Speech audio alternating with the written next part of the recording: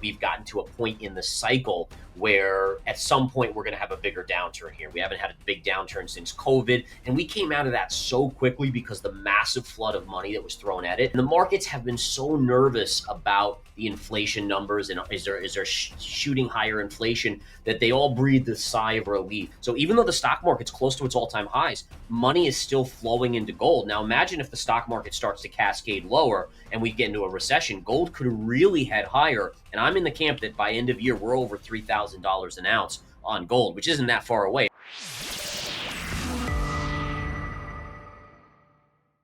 Hello and welcome back to Soar Financially. My name is Kai Hoffman. I'm the @JR Mining Go over on X, and of course, your host of this channel. And I'm looking forward to catching up with Gareth Soloway again. He's the Chief Market Strategist over at Verified Investing, and we've got great feedback on our last conversation. He's a chart analyst, and of course, runs Verified Investing, which is a phenomenal platform. You should go check it out. Does daily live shows on trading advice, looks at charts and looks at chart patterns. Phenomenal conversation. We had 87,000 views of the last video, so it's time to catch up with him. We need to do this more often, more frequently. Somebody who brings us so many views and great content, we need to have more on, have to have on more regularly. Got to slow down here.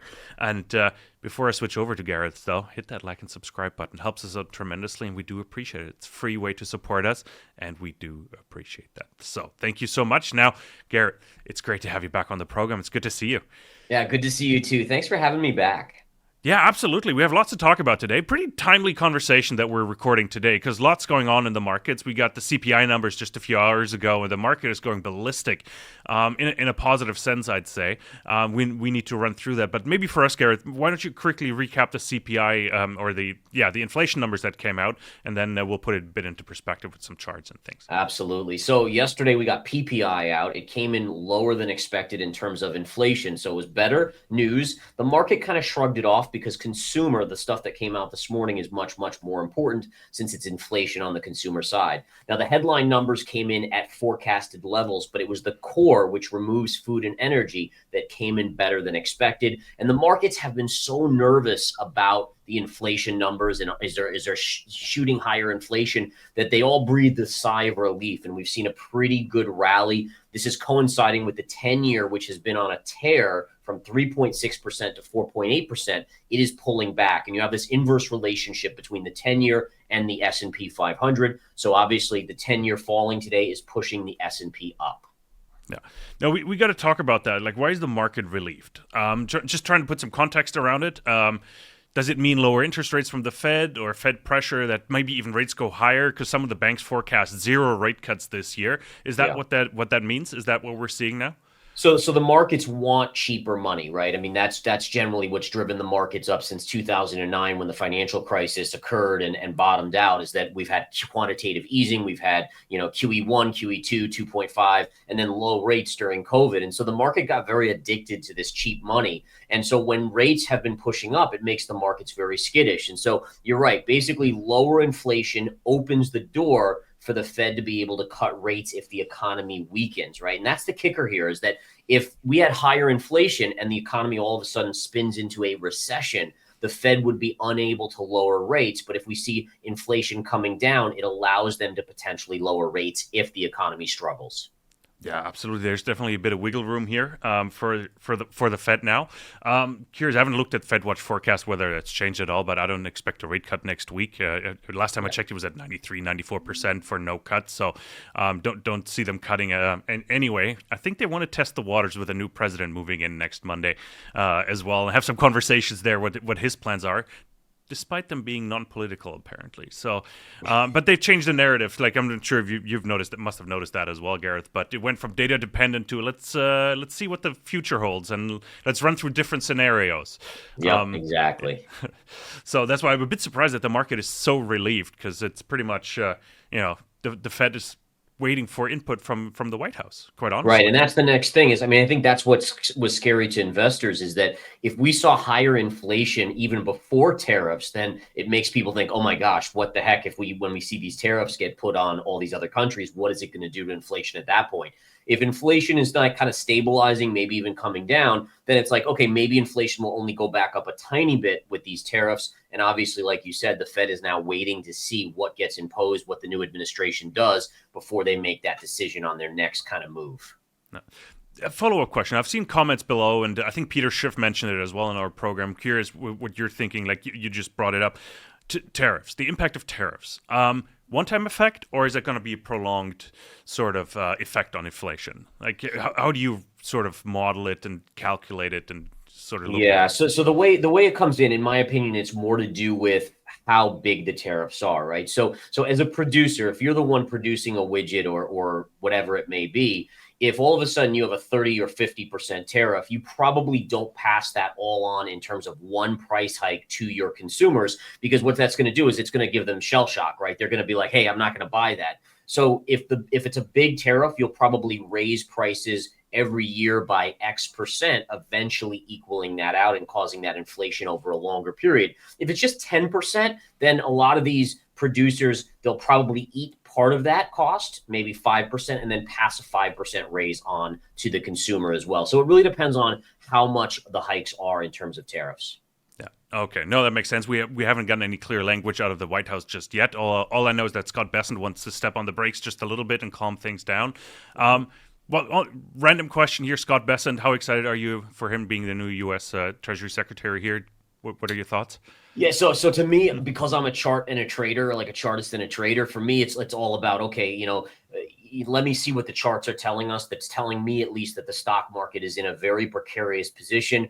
So that doesn't necessarily mean he's going to do anything right or wrong. It just means that we've gotten to a point in the cycle where at some point we're going to have a bigger downturn here. We haven't had a big downturn since COVID. And we came out of that so quickly because the massive flood of money that was thrown at it, that again, I don't even consider that to be a real recession. It was more a blip on the screen. And so again, with Scott coming in, I'm going to wait to see what his policies are. I think that's the bigger question, right? Is he going to turn into this political thing, or is he going to do maybe what's right for the economy? Those are two very different things. Yeah. Makes sense. Like I've listened to a couple podcasts, and I'm starting to like the guy just based on what he's been saying in the podcast. He seems financially literate, Yes, which is a bit of a surprise in that position, I guess. right. And I think that's what's so interesting about this, right? You have a new administration coming in that's talked about, making good cuts, which is what's needed, right? Less spending, smarter spending at that. But then we know that it's a slippery slope as a politician, right? Where it's like, okay, well, if we want people to like us and our favorability ratings to be high, I mean, if we just start slashing and burning, then the economy is going to dump and we're not going to be popular, right? And which is why every politician, they talk a hard game, but I'm very skeptical until I see the actual work done. Is this really going to happen? And that's been the case, right? I mean, politicians generally need to be reelected every 4 years. Granted, Treasury Secretary is different, but the other politicians, they don't want to make the hard decisions because then they won't get reelected, and that's the tricky slope. Yeah, and you're talking about House and Congress here, the senators that need to get reelected. Donald Trump, I don't think cares too much. He's got 4 years and then he's done. Right. So he can push some things through. Maybe signing executive orders could be the interesting one. The first 48 hours, we'll see what comes out of that. We will definitely have to connect after he's in the White House. But for now, let's take a look at the charts. Let's look at the S&P 500 maybe to start. Personally, I always thought, and the gold market to a degree as well, seemed in limbo. Just waiting for inputs up from Pennsylvania Avenue here. Might have gotten a bit of an input today. Let's take a closer look here, Garrett.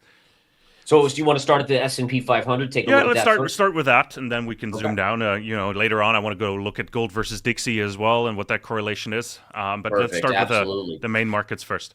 So main market, right? We did see this kind of curl over recently. This is all coinciding with interest rates as they were pushing up. And you can see today the S&P is up about 1.5% after the 10-year fell off a cliff. And just to show the 10-year chart, because it is very relevant these days, there's your down move on the 10-year. And if you look at the markets, if you look at when the stock market topped, the stock market topped exactly when rates started to push up. So that pushed the markets down here on the 10-year as the 10-year was moving up. So that inverse relationship, which explains why the drop today is so beneficial to the stock market and the S&P. The only things that I would kind of bring to attention here is again, it's if we're looking at the short term, maybe we can see a little bit of a float up. But the longer term to me, and we might have talked about this last time, continues to be a big concern. For instance, if we look at a bigger time frame here and we flip over to the logarithmic and go to our monthly chart, we go back to a trend line that I found going back to 1929, which again was just before the Great Depression. And if we take that trend line and we connect it through the high of the dot-com bubble, we see basically it goes right to these recent highs right here. And that's just, again, this is just more on the bigger macro scale. It has me kind of just a little bit uneasy on whether or not there's something bigger on the horizon. And it doesn't have to be in the next week, 2 weeks, or month or 2 months, but are we entering this new phase where this trend line dictated the big fall in the Great Depression, the dot-com collapse, and here we are in this AI supercomputer craze that we've seen these stocks go up cataclysmically. I mean, just incredible 500, 5,000% rallies. Are we near some sort of bigger move in the stock market? So just be interesting to kind of follow this. But I always like to point it out just because it's much better to have said, okay, at least I'm aware of it, and then make decisions on your investments saying, okay, I'm going to still go long, but at least I know there's this trend line, versus many investors are just clueless. They think, again, the markets will go up forever without a big correction. Well, we have been, and I don't know what the English word is. Like, I can't come up with it. But in Germany, it's verwöhnt. It's like they just got accustomed to the 20% a year in the S&P 500 over the last 14 years, or since 2008. What is that? 16 years, or only 3 down years in the S&P 500. Yeah, and one was only down, And I think what's important is aside from since 2009, the down moves have been very short-lived before we made new all-time highs, and that's very unusual. Like we have a lot of investors now in the markets that joined in 2018, especially around COVID, coming in during that period. Younger investors, they've never experienced one of those multi-year bear markets, right? I mean, we had maybe 2022, but that was only about a year long before we raced higher and made new all-time highs. But there are these periods in markets where, I mean, you can look back in the U.S. markets historically. We've had periods where it was 10 years before we made a new all-time high. No, Garrett, just one chart you showed earlier in the S&P 500, just one trend. Like I was at the very beginning where the S&P 500 bounced off that support level. I just want to take a quick look at it again, because it looked like the S&P was saved a little bit by the CPI data today. And so right just here, curious to get your thought on that. Yeah, exactly. Just bounced off that support line there. And what's interesting about this is, if you think about since the bear market of 2022, what was the biggest market correction? It was the August swoon, right? So July into August, we had basically a correction on the S&P here of about 10% in only about 3 weeks. I mean, it was a pretty dramatic drop. I still remember the fear and panic. In fact, the VIX went to something like 40. I mean, it was really an incredible pop on the VIX. But what's interesting here is you can see all these highs have been kind of battling this trend line. And then notice how this trend line is perfectly parallel from the August low. And that's where we bottomed out right here just a few days ago. So you're right. It did get saved at a technical trend line. And what this tells us is it tells us two things. Number one, if we rally up, this is expected to be major resistance, which is around 6,250 on the S&P. But also, if we come down here, this is support. But if it breaks, that's where you as an investor have to get really concerned. If this breaks, you start getting that waterfall event probably much, much lower, much quickly. Yeah. Russell 2000 is an interesting one because, deregulation is a big topic of the new president coming in and new policies being announced. What's the impact? Like, what are you seeing? What are the charts telling you? Like, how positive should we be about the small caps here? Yeah, so the small caps finally made a new all-time high. I guess that was if we look here, it was right in November. What's amazing about this is it was by literally a point or two, right? So if we draw a double top from the 2021 November high right there, we pierced it by just a hair, and then we started to come right back in. What's interesting too is that if you look at this shows you that really you've had the S&P leading, you've had the NASDAQ ripping. Why hasn't the Russell performed? I think part of that is higher interest rates since these lows where they've been raising interest rates. It's kind of made it so small caps struggle more because they're the ones that have to borrow money. They usually have bigger debts on the balance sheet to take care of. But also just the mere fact that it's the Magnificent 7 or 8 now, that's been driving the S&P and the NASDAQ higher. Those are not inclusive in the Russell 2000. And so without those companies like the NVIDIAs, the Apples, et cetera, the rest of the market is basically a representation of the Russell 2000. And I think that's pretty important.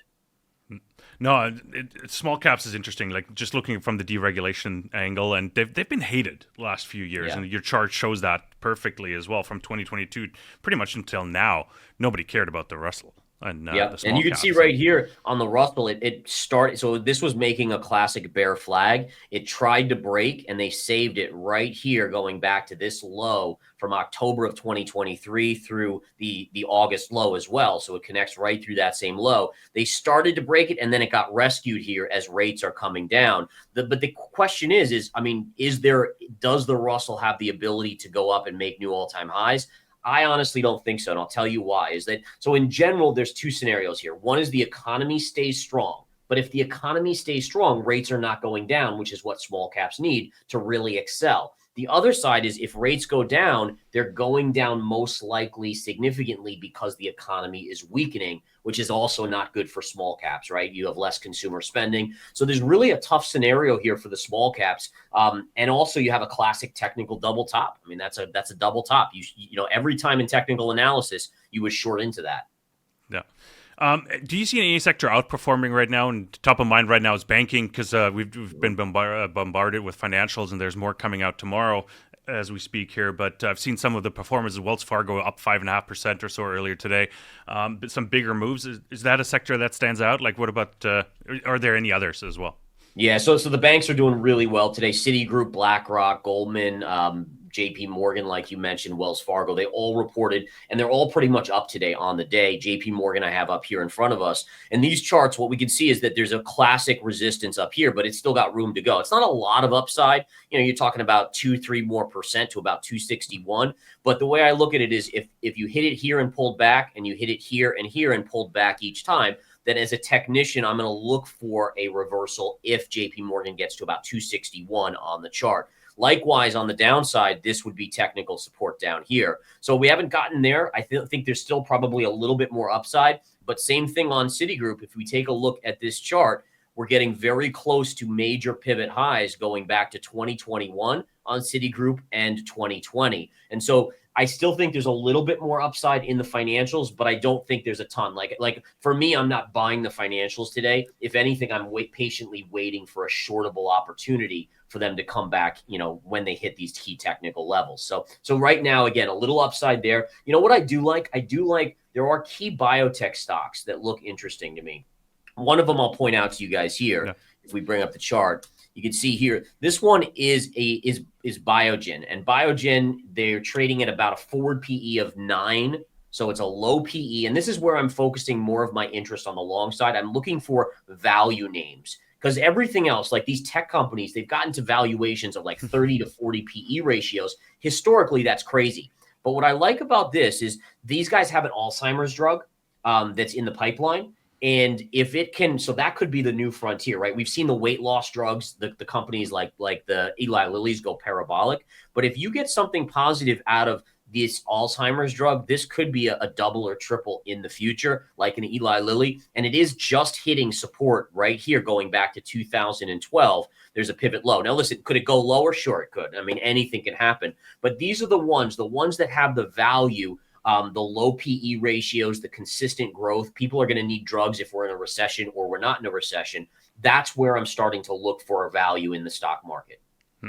No, interesting. Like, I need to come back to the banks real quick because I've seen the Citi chart, the JP Morgan chart, and I don't follow the banking sector at all, so it might be a bit of a naive question. But why are they so strong? Like fundamentally, like why are the banks so strong? Given that everybody thinks, well, the world's going to collapse at some point, and there's so much bad mortgages, or so many bad mortgages out there. Like, why are the banks so strong?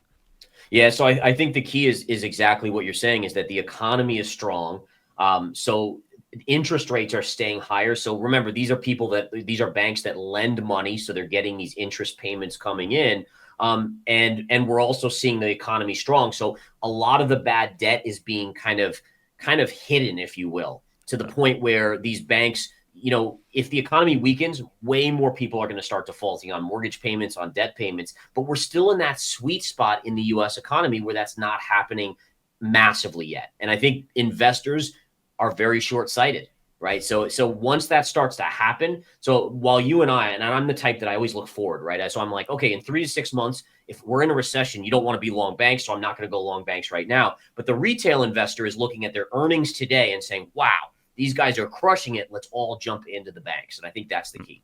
Yeah. No, it's like the numbers were fantastic, and they're churning out cash. So you mentioned the VIX, and I always like talking about the VIX because you like forward-looking things. I do as well. So I use the VIX as an indicator. Maybe we can take a quick look at it. What is it telling you right now? How nervous should we be? It seems like it's upticking a little bit. Yeah. So the VIX has been kind of grinding up, having these little pops. By the way, this is that August pop that we saw on the VIX. It went to 66. Incredible when that fear was at its height. It just shows you what's possible on the VIX. Then we had this kind of smaller pop right here where we had some down move, but really the VIX has started to come back in. Now, the way I play the VIX, and again, this is more from a trader, swing trader's perspective, is I usually don't mess with the VIX until it gets to 12 or below. But if you look historically at 12 or below on the VIX, you've always been able to make money, right? So again, here we had right here, it got down to about 12 or so right down here, popped up. Just before the August swoon, it had gotten down to basically 12 or below as well. And so the VIX, again, for those of you out there that are watching, it's a fear index. It basically goes up when people get scared.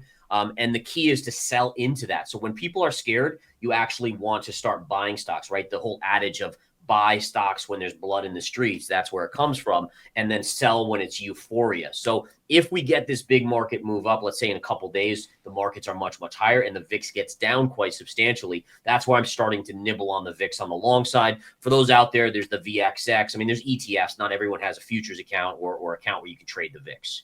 No. A bit of forward-looking question as well. We touched on it Monday. A new president is moving into the White House. Like, how much do you think is priced in already into the S&P and the Russell, for example, that we just talked about? I think most is priced in at this point, right? So still part of the market is saying, okay, we're nervous about tariffs. So if the tariffs aren't so bad, that could give us a little bit of a boost. But it's a lot different than from when Trump came into office his first term, right? Markets were like 100% lower. I mean, incredibly low compared to where they are now. Valuations were much lower. And then also the economy was in a different part of the cycle when he first came into office as well. And so again, investors reacted in November by pushing the markets up basically to all-time highs, and they're kind of front-loading his deregulation and his efforts, in my opinion. And I also think that there's a risk here is that he probably is going to have Elon Musk do some cuts to the government and hopefully slow down that debt. And remember, the debt has been fueling the economy, right? It's stimulus. Essentially, debt, U.S. government debt is essentially stimulus. And so if you cut that back, it could put the markets or the economy on a little quicker drop towards a recession as well. So, granted, the excitement around the inauguration, his first couple acts, like his signing of these initial acts may give the markets a short-term bounce, but I'm actually looking to short into it. No, perfect. Okay, appreciate that. And thanks for humoring me here, or our audience as well, of course. No next big topic before we get to the commodities, of course, we need to talk about the Dixie and the U.S. dollar. Last time I had you on, you predicted the Dixie would go to 95, 96, but I think pretty much that week the dollar turned around, and now we're looking at a dollar of, what is it? The Dixie is at 109.15, so showing a lot of strength. Let's take a look at the Dixie first, and then we'll talk commodities here. Yeah, and you can see I have my trend lines already drawn in here. So we are having a down day in the dollar, but it's very minimal. I still have the dollar going up maybe just a little bit more until we get to this trend line right here. Notice how this trend line is parallel to this trend line, which is then parallel to this trend line. And what that does is it really firms up what should be major resistance. So again, when you have trend lines that are parallel to each other, it tells you there's some sort of psychological aspect to those levels. And we can say, okay, this should be significant resistance right around 110.65, 110.75. And so once we get there, or if we get there, I would expect some sort of pullback. The dollar is short-term extended. There's no doubt about it. Yeah, definitely overbought. It's a very strong move. The question is, like, why? I think that's maybe a conversation for another day as well. But I could just summarize real quick. So the dollar has been so strong, a couple reasons. So number one is that the rest of the globe is doing very poorly, right? So you have China, you have Europe struggling, you have a lot of other areas, and so money is coming into the U.S. dollar as a safe haven asset. And so as much as the Bitcoiners out there want to say, hey, the dollar is no more, the dollar's, de-dollarization, as we've heard about for years, the essence is the dollar is still king dollar, and it's still going to be the safe haven, at least for the foreseeable future. So I think that's one of the main reasons. And I think overall, it's as yields go up, people get more and more nervous. We've seen Japan looking tricky because they're going to have to raise rates because now they have inflation bubbling up, and it just pushes more and more money towards the US dollar until, and this is the kicker, until the US economy starts to struggle. But right now, the economy in the US is like the golden child compared to the rest of the globe. It has stayed strong while most other economies has faltered, and that's why you've had the dollar so strong. Yeah, me as a German or European, I'm quite envious of the U.S. economy, quite just based on the numbers I'm seeing. And but they're also at the forefront of AI. You mentioned it as well. Like they're leading in so many like categories that we as Europeans are looking at as like, where did we go wrong, right? Just wondering. But so Dixie's an important one, 109. A lot of strength. But a lot of strength also on the gold price. It's holding up really well. Right. We need to dissect that and maybe help me understand why gold is holding up so well. It shouldn't, and I think, given the I dollar. think this is so impressive for gold, right? Because if you're the old school gold investor, for the last 5-10 years, it was like, okay, when the dollar goes down, gold goes up.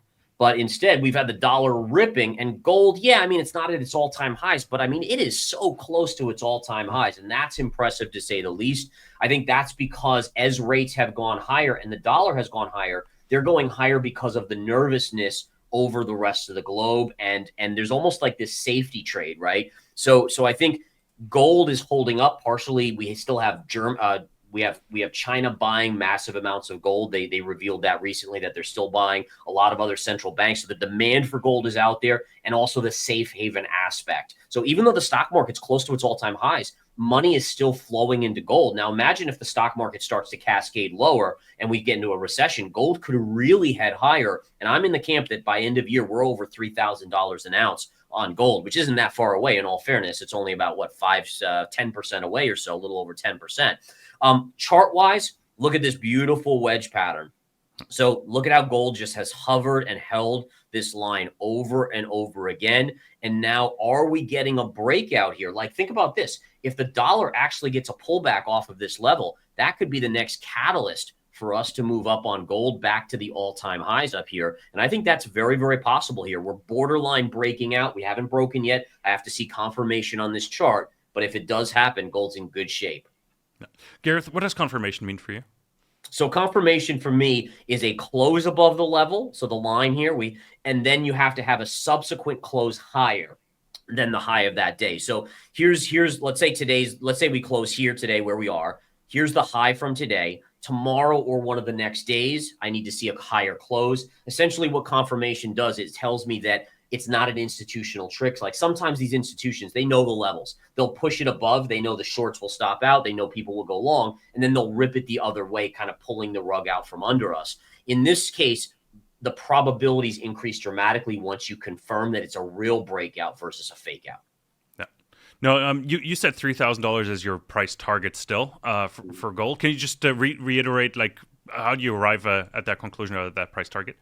Yeah, so basically it's just continuing the upward momentum. So let me erase these lines here, and we'll just look at kind of the upward sloping parallel here. We have this parallel here, and then we have a secondary parallel right underneath these lines as well. So they're both usable here, but essentially if we take this and we just map it out to these highs here, okay, so let's just use this alone as a bigger parallel, and then we go up here, you can see that by later this year, if we extend this out, this is in March at this point, even in March, we're basically above 3,000. So the idea is we're in an uptrend, and this line will work as resistance, but the beauty of it is it will be above 3,000 by mid-year. You got to figure that by end of year, in the very least, we're above 3,000. Okay, no, I appreciate that, because you mentioned 3,000 in our previous conversation as well, in about 3 months ago. So that hasn't changed. Gold hasn't really broken out or down in any direction. So it's still in that channel, as you call it, I think, right? Yeah, so, exactly. Let's take a look at silver, Gareth, as well, real quick, because it has been behaving a little bit differently, and it's been struggling with the $30 level.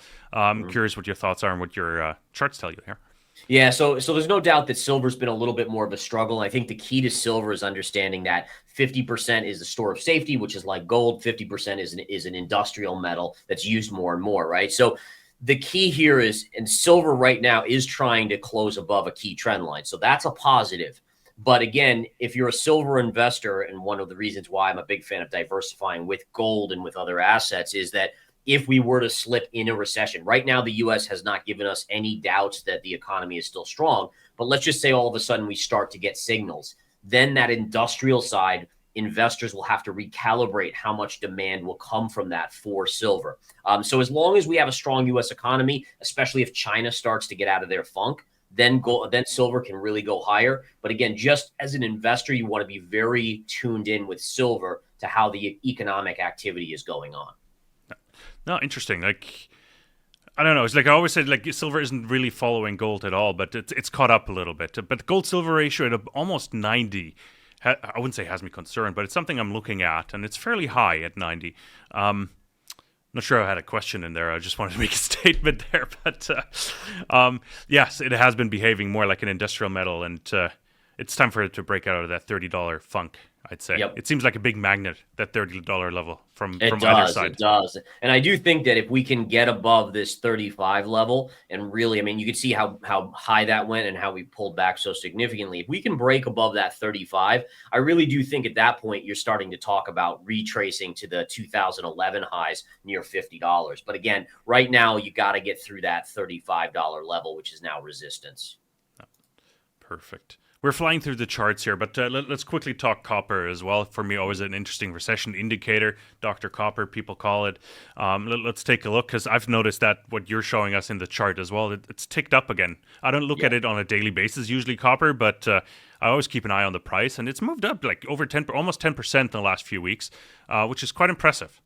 Yes, it really is. And what this has me curious about, and again, we don't know this yet, but it makes me wonder if this is telling us the Chinese economy is starting to come out of its funk a little bit. And we may not know from government data from China for a month, or who knows. But when I see this move, I mean, the US is still doing what it was doing, but China's been the real key. And for those of us that know about copper, China is really important to copper's demand. Right. So I just wonder if this is telling us something. I would not be chasing here, but what I would do is I'd start to think about buying retraces just in case that narrative comes through. So what I can see very clearly here is we have a downsloping, a high pivot, high pivot, high pivot. So if the price of copper as a trader or swing trader were to retrace to this line, I would then buy that and look for that bigger move up that maybe would come on positive news out of China. I don't know, I often ask about gaps without really fully knowing what gaps are, quite honestly. But do you see any gaps that need to be backfilled here? Any bigger jumps that you need to see the market sort of retrace to and come back to? Yeah, first? so as of now, there's not much that I'm seeing that's jumping out at me. But one of the levels I do see this high right here. If we draw it right through, you can see that this high pivot was hit here and it got rejected. And so if at some point in the future we come up, this will be a big level on copper, $4.70. That would be major resistance on the chart. Okay, no, perfect. I appreciate that. Gareth, like, time always flies when I chat with you. I don't know how that happens, but I really enjoy our conversations. Yeah. Last time I asked you about a wildcard stock, like one that you follow closely, and I saw that you talked about it today in your trading show this morning. I think it was Wolf. And do you want to catch us up on it? Because I find it quite interesting. It's a bit of a different story, maybe a bit of a different stock. What's the latest on Wolf here? Yeah, so this is highly speculative first, so we have to just be aware of it, right? I mean, there's no guarantees in investments, but Wolfspeed, they make silicon carbide chips, which are generally used in energy things like EV vehicles, other energy things. And one of the things that I like, so number one, they did an offering at market where they were selling shares to raise capital. They raised and they finished that today, which is why the stock's up 22% today, because of what that means. So they sold shares, which were dumping on investors, but by raising the 200, they opened the door to get a $750 million grant from the CHIPS Act from the government. So now they can get that money. The stock only has a market cap of like 700 million. So 750 extra million is huge money to them. The kicker is this, though. And again, I've reached out to the CEO to try to get an interview. I haven't heard back. Granted, I just did it a couple days ago. But I want to know, with the data centers, So the data centers, massive energy, all right, massive heat in those data centers. The silicon carbide chips, they handle the heat far better than regular silicon chips do. And you also have the aspect of understanding that these silicon chips are way more energy efficient, which we know that these data centers take so much energy. So if you can have chips that create less energy demand and run more efficiently, there could be massive upside here in Wolf. And again, super highly speculative. Hopefully it does what I think it's going to do. But yeah, it's just an interesting story. There's not many things out there in the market anymore that are low on the charts, that are kind of speculative, maybe with a 3, 4, 5x upside. But for me, Wolfspeed is one of them. No, fantastic, Gareth. I really appreciate that. And as a closing question, I have a bit of a cheeky one for you. Are you ever worried that AI is going to replace you with the chart analysis? It's crossed my mind. It does. I do wonder how it's all going to work when they have these AI models that are learning how to trade, meaning trading better than me, better than anyone else. Because, right, I mean, even I still get influenced by emotion here and there. So you have to wonder how the markets, I mean, what will we look at in the markets? Will the markets be dominated by these institutional AIs that just, crush us all? They might be. I think the key is act right now, learn, and there'll always be some pivot, I think, for us to make money as investors and traders. Oh, absolutely. I don't think you can replace human or benefiting from human emotion. That's right. In either direction. So, Gareth, tremendously appreciate it. Again, it's like our audience should know by now where to find you, but just to remind them, where can we find you? verifiedinvesting.com, folks, is the website. Tons of data-related information, right? So avoiding the hype of social media, which gets us to emotionally make decisions versus data decisions. That's really the goal here. Even the narratives from the Main Street media, just understanding that if we look at the data, we can make decisions that will put probabilities in our favor. And that's the idea behind verified investing, to really make those decisions, not on emotion, but on data, so that you have a bigger or better win rate. Fantastic. Awesome. I really enjoy your content, as I said before, and I really appreciate you coming back on here on Soar Financially. Gareth, it was a great pleasure, and everybody else, thank you so much for tuning in. I hope you enjoyed this conversation here with Gareth Soloway. If you did, please leave a like, leave a comment. It helps us out tremendously, reach a wider audience. Let us know what you think. Like, where's gold going? Where's the 10-year going? What are your thoughts on the US dollar? Like, put that all down below. Do you think the S&P is going to rally to a new all-time high here as well, 6,300? What do you think? Let us know. We do want to hear from you. And if you haven't done so, hit that like and hit that subscribe button. It's a free way to support us, and we tremendously appreciate it. Thank you so much for tuning in. We'll be back with lots more here on Soar Financial. Take care.